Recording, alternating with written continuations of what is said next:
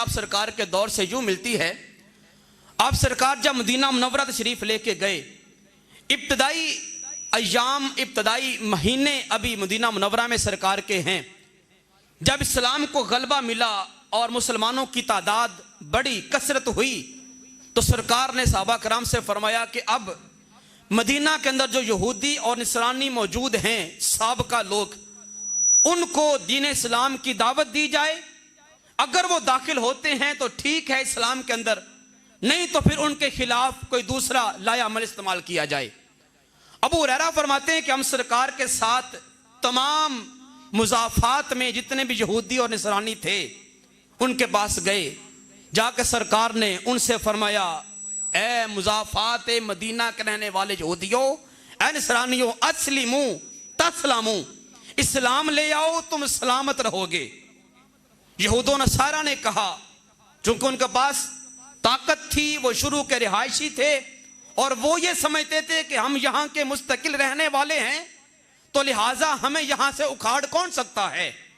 उन्होंने कहा, ए अबुल कासिम, आपने जो पैगाम देना था हमें दे दिया, आपका काम था हमें दावत देना, सो दे दी, अब आप अपना काम करें, हमें अपना काम करने दें।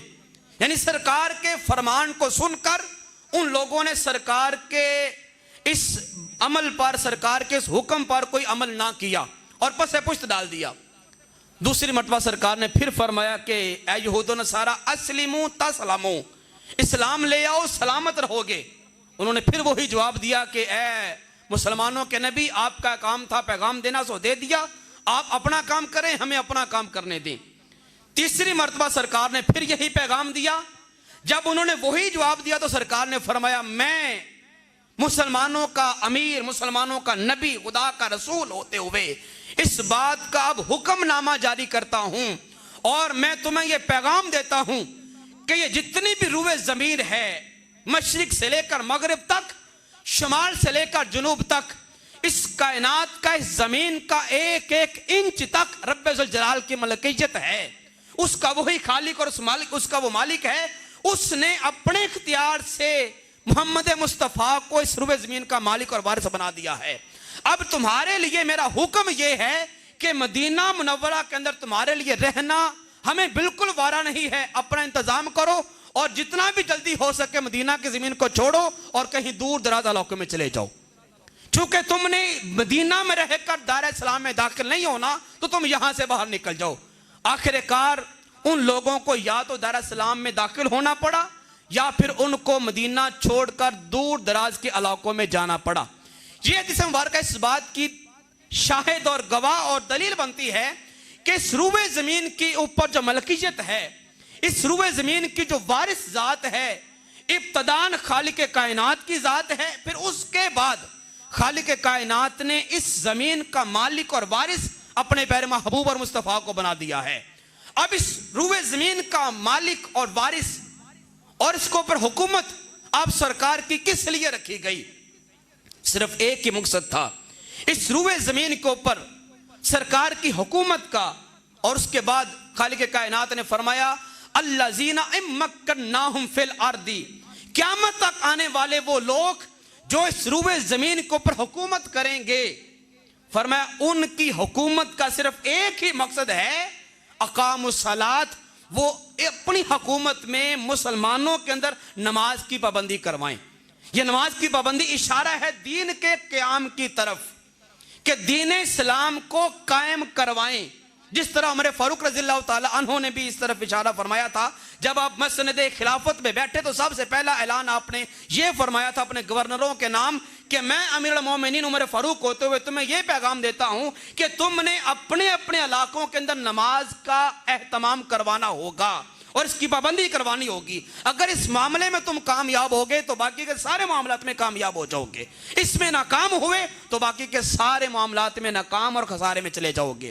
तो गोया अकामुस सलात एक लफ्ज है, इसके पीछे पूरे दिन इस्लाम की बका और उसकी जो ना वो उसके ऊपर मुदावमत और हमेशगी ये यहां से साबित होती है।